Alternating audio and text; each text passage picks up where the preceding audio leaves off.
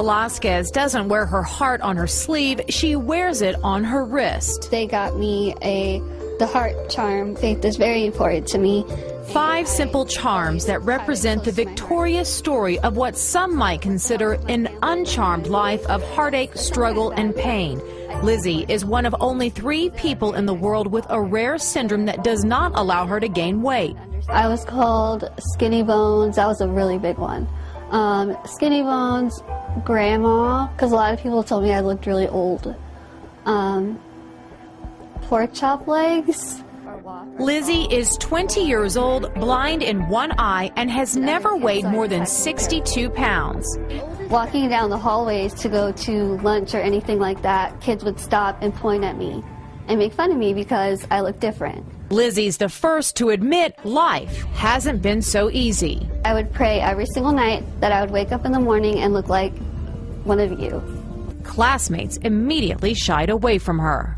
There were some nights when I would go home and I would just cry and cry and cry in my room by myself, and I would never tell my parents that other kids were picking on me because I didn't want them to go to the school and make a big scene. Lizzie says she privately endured years of stares and accusations of having an eating disorder before finally understanding her purpose in life as a messenger of hope and comfort. My faith, my family, and my friends are the 3 things that have gotten me where I am today, and have definitely been a huge part in my turning point of realizing that I need to be positive about this. Lizzie is in college working toward a career as an inspirational speaker. Here, these 6th graders were hanging on her every word. Raise your hand if you've ever been bullied or picked on. For dumb reasons, right? If you have braces, if your hair's a certain way, maybe for the people you hang out with, and it's not fun, is it? Her message is simple. Stay true to yourself. If I speak to a room of 1,000 people and I affect the life of one person, that's all that matters to me. Lizzie is fully healthy. She's not fragile like she may appear, but as of today, there is no cure for her condition, and she says that's okay.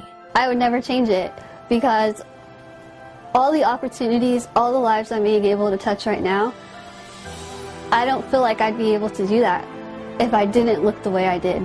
Those Lizzie has touched say she's an angel, sent to teach us all about kindness and acceptance. If I could live my life the way I do now, you can too, no matter what. Ladies and gentlemen, please welcome Lizzie Velasquez.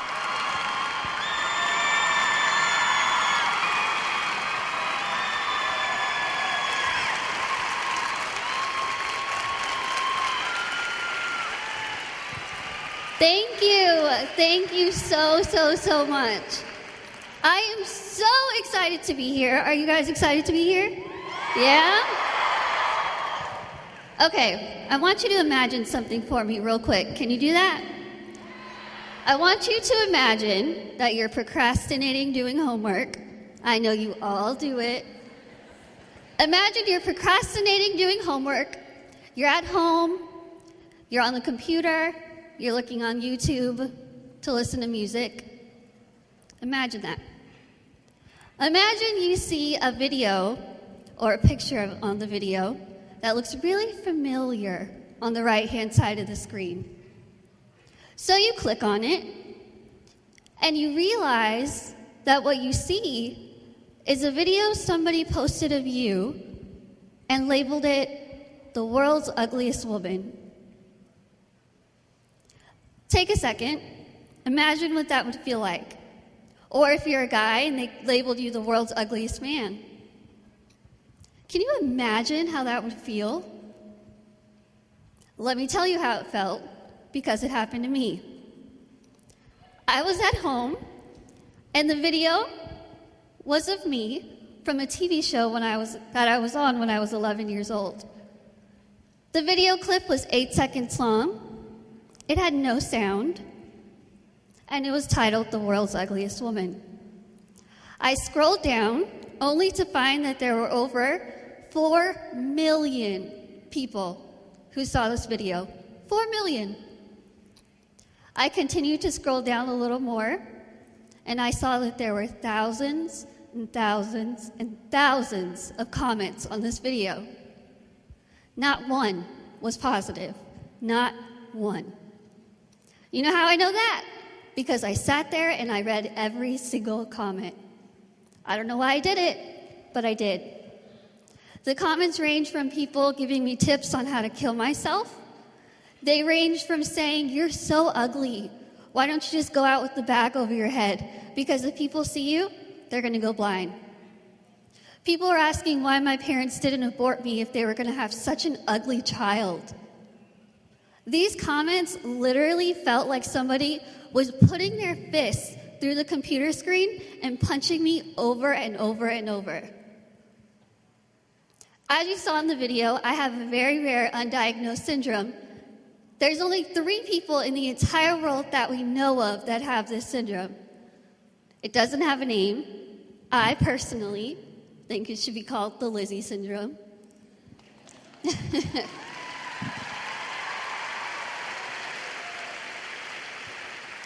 Basically, what it causes is that I can't gain weight. I'm 23 years old, and I've never weighed over probably about 64 pounds my entire life. I can pretty much eat whatever I want, whenever I want. And let me tell you, it is that great.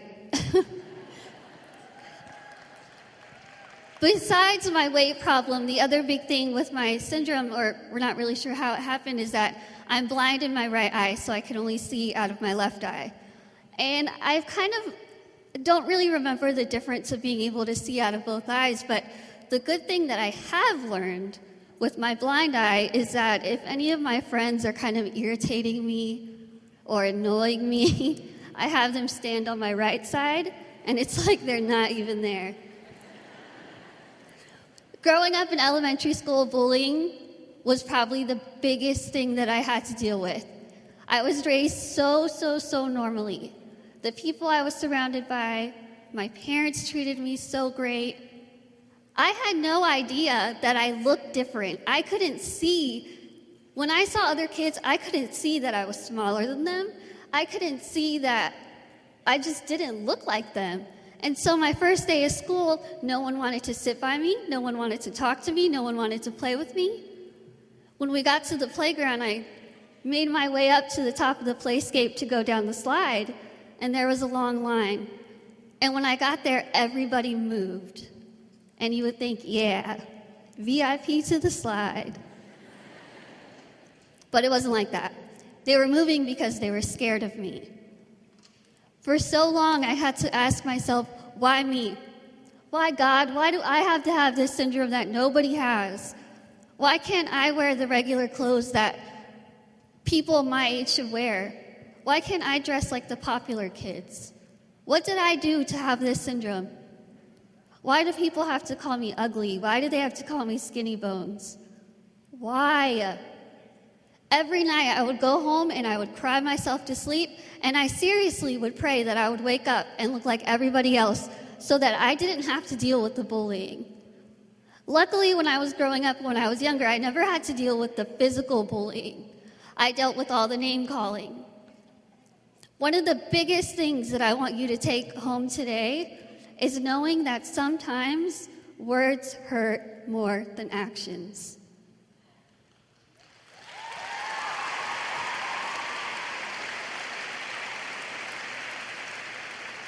You can sometimes call someone stupid or dumb or whatever it may be and then think, I was just kidding, I didn't even really mean it. To that person that you're saying it to, it could hurt them so bad. They could be having a really bad day, then you say, you're so stupid, you're dumb, whatever it is. That could just be the tipping point for them. As I got older, I was kind of starting to become more aware of my condition and more able to say, you know what, I am just like everybody else. So when I was in 8th grade, I decided I'm going to try out for cheerleading. I honestly didn't even want to do the workout part. I just did it because the uniforms were really cute. So I did it and I made it, and after I made the squad in 8th grade, I decided I like being a people person. I want people to get to know me.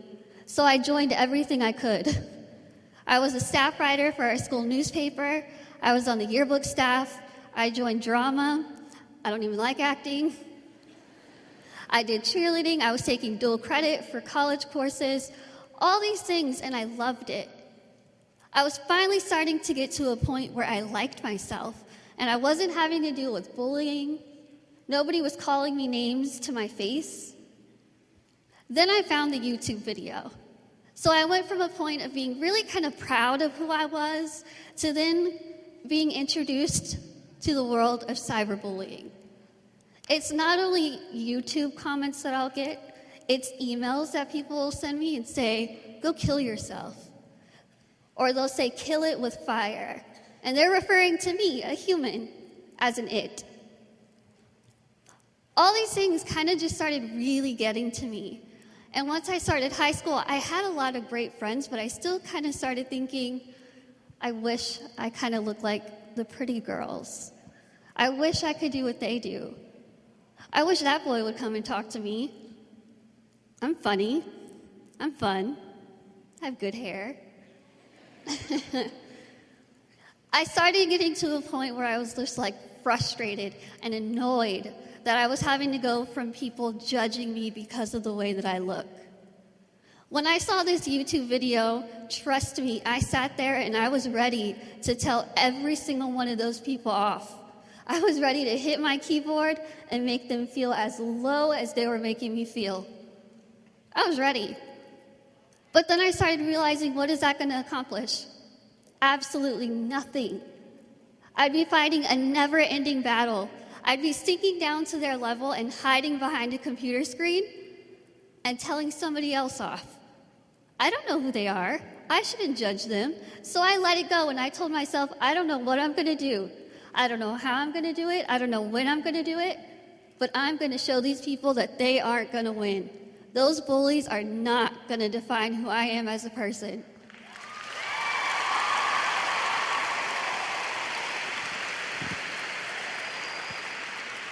So I decided, once I kind of getting towards the end of high school, I decided I was going to set 4 goals for myself.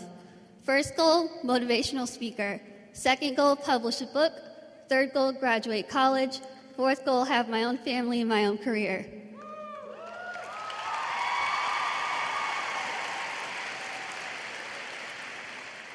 I, of course, was still dealing with people staring at me in public.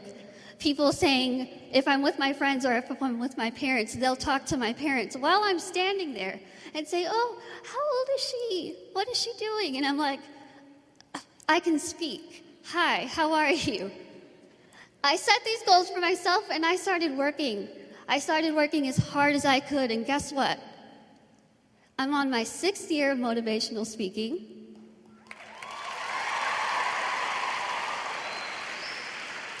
Goal 1, checked off. Second goal, by the time I was 21 years old, I published my first book called Lizzie Beautiful in English and in Spanish.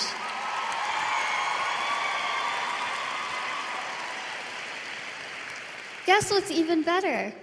My second book came out on September 1st of this year.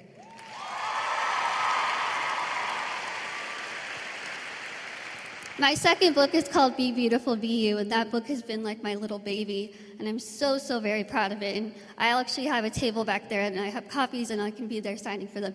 Anyway, my third goal was to graduate college, and guess what? I'm graduating in December.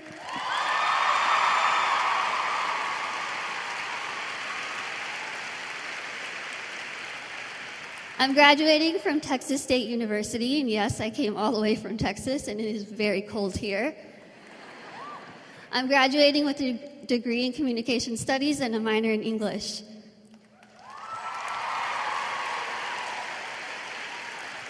My fourth goal is to have my own family and my own career, and the family part is down the line. I'm only 23.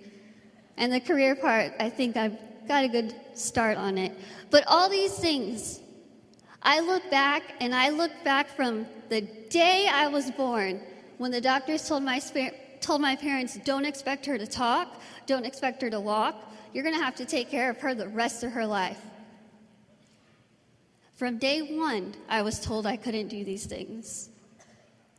Then I was being stared at, I was being bullied, Then I started getting people calling me the world's ugliest woman.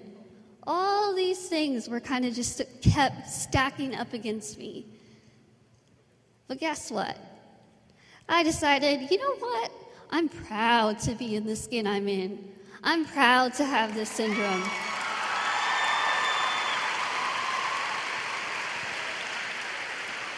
Every single one of you sitting in here has something to be proud of.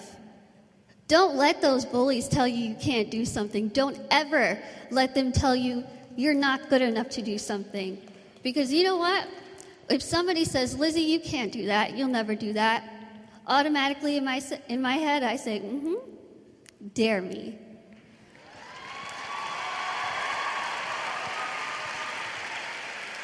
Tell me I can't do something, and watch me do it probably better than you can.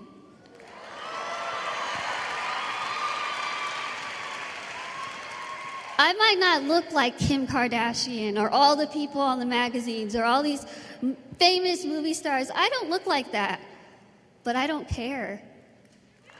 Because you know what? You don't have to look like a gorgeous celebrity. Be who you are. Be proud of who you are.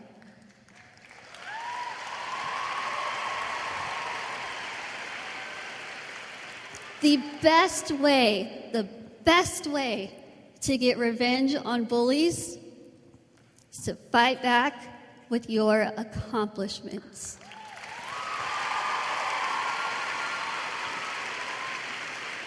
So now if I see people who are kind of staring at me and judging me and thinking, what eating disorder does she have? What's wrong with her? I kind of want to go up to these people and say, hi, I'm Lizzie. Maybe you should stop staring and start learning.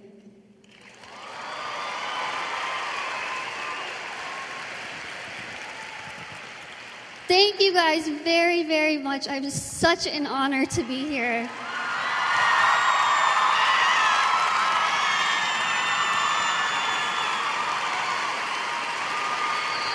Thank you.